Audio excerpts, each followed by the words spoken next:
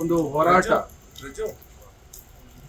ಆ ಒಂದು ಕಾರ್ಯಕ್ರಮದಲ್ಲಿ ಪ್ರತಿಭಟನಾ ಸಭೆಯಲ್ಲಿ ಪರಮ ಪೂಜ್ಯರು ಸ್ವಾಮೀಜಿಗಳು ರಾಜ್ಯ ಸರ್ಕಾರದ ನಡವಳಿಕೆ ವಿರುದ್ಧ ಆಕ್ರೋಶ ಭರಿಸುವಾಗಿ ಕೆಲವು ಹೇಳಿಕೆಗಳನ್ನ ಕೊಟ್ಟಿದ್ದಾರೆ. ಆ ಹೇಳಿಕೆ ಬಗ್ಗೆ ಸ್ವಾಮೀಜಿಗಳು ಈಗಾಗಲೇ ಕ್ಷಮೆಯನ್ನು ಕೂಡ ಕೇಳಿದ್ದಾರೆ.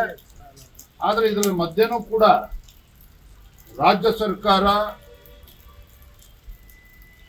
ಸ್ವಾಮೀಜಿಗಳ ವಿರುದ್ಧ ಒಂದು FIR ಅನ್ನು ಕೂಡ ರಿಜಿಸ್ಟರ್ ಮಾಡಿ ದಾಖಲು ಮಾಡಿ ಅವರಿಗೆ ತನಿಖೆಗೆ ಬರಬೇಕು ಅಂತೇಳಿ ಒತ್ತಾಯವನ್ನು ಮಾಡ್ತಾ ಇದ್ರು. ಸ್ವಾಮೀಜಿಗಳು ತಿಳಿಸಿದ್ದಾರೆ, ಆರೋಗ್ಯ ಸರಿ ಇಲ್ಲ, ಪತ್ರ ಮುಖೇನ ಏನು ಉತ್ತರನ ಕೊಡಬೇಕು ಅದನ್ನು ಕೂಡ ನೀಡಿದ್ದಾರೆ. ಆದ್ರೂ ಕೂಡ ರಾಜ್ಯ ಸರ್ಕಾರ ಒತ್ತಡ ಹಾಕ್ತಾ ಇರ್ತಕ್ಕಂಥದ್ದು ಖಂಡಿತ ಸರಿಯಲ್ಲ.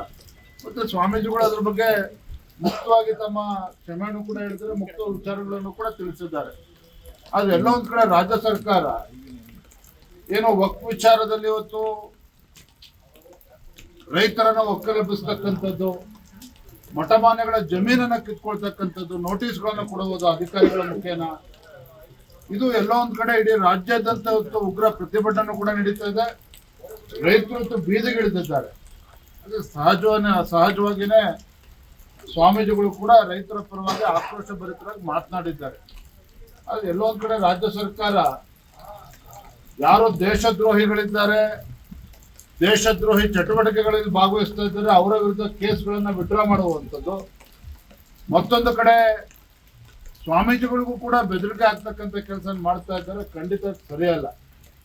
ನಾವು ಸ್ವಾಮೀಜಿಗಳ ಪರವಾಗಿ ಇದ್ದೇವೆ, ಅವರ ಆಶೀರ್ವಾದ ಕೂಡ ಪಡ್ಕೊಂಡು ಹೋಗಿ ಬಂದಿದ್ದೇವೆ. ಸ್ವಾಮೀಜಿಗಳ ಆಶೀರ್ವಾದ ಪಡ್ಕೊಂಡು ಹೋಗ್ತೇವೆ.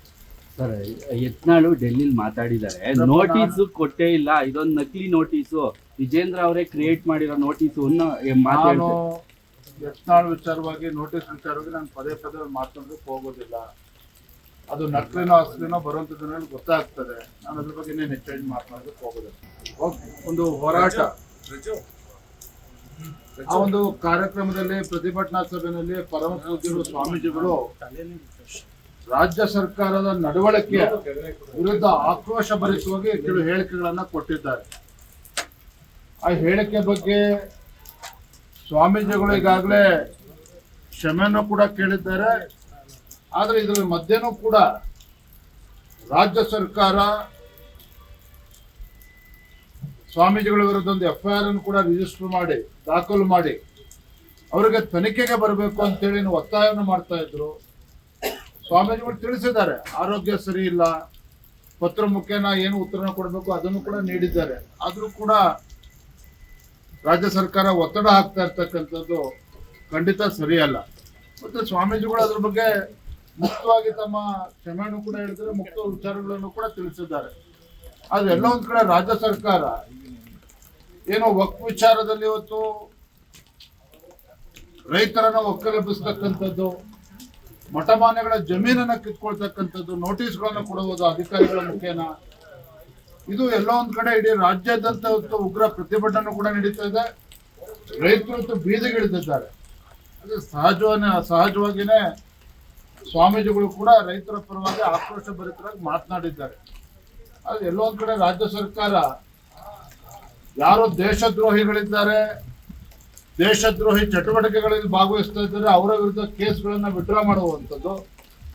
ಮತ್ತೊಂದು ಕಡೆ ಸ್ವಾಮೀಜಿಗಳಿಗೂ ಕೂಡ ಬೆದರಿಕೆ ಆಗ್ತಕ್ಕಂಥ ಕೆಲಸ ಮಾಡ್ತಾ ಇದ್ದಾರೆ. ಖಂಡಿತ ಸರಿಯಲ್ಲ. ನಾವು ಸ್ವಾಮೀಜಿಗಳ ಪರವಾಗಿ ಇದ್ದೇವೆ, ಅವರ ಆಶೀರ್ವಾದ ಕೂಡ ಪಡ್ಕೊಂಡು ಹೋಗಿ ಬಂದಿದ್ದೇವೆ. ಸ್ವಾಮೀಜಿಗಳ ಆಶೀರ್ವಾದ ಪಡ್ಕೊಂಡು ಹೋಗ್ತೇವೆ. ಸರ್, ಯತ್ನಾಳು ಡೆಲ್ಲಿಲಿ ಮಾತಾಡಿದ್ದಾರೆ, ನೋಟಿಸ್ ಕೊಟ್ಟೇ ಇಲ್ಲ, ಇದೊಂದು ನಕಲಿ ನೋಟಿಸು, ವಿಜೇಂದ್ರ ಅವರೇ ಕ್ರಿಯೇಟ್ ಮಾಡಿರೋ ನೋಟಿಸು. ನಾನು ಯತ್ನಾಳ್ ವಿಚಾರವಾಗಿ ನೋಟಿಸ್ ವಿಚಾರವಾಗಿ ನಾನು ಪದೇ ಮಾತಾಡೋದಕ್ಕೆ ಹೋಗೋದಿಲ್ಲ. ಅದು ನಕಲಿನೋ ಅಸಲಿನೋ ಬರುವಂತದ್ದು ಗೊತ್ತಾಗ್ತದೆ. ನಾನು ಅದ್ರ ಬಗ್ಗೆ ಇನ್ನೇನು ಹೆಚ್ಚಾಗಿ ಮಾತನಾಡೋದಕ್ಕೆ ಹೋಗೋದಿಲ್ಲ. ಗ್ಯಾರಂಟಿ ನ್ಯೂಸ್, ಸುದ್ದಿ ಖಚಿತ, ನ್ಯಾಯ ನಿಶ್ಚಿತ.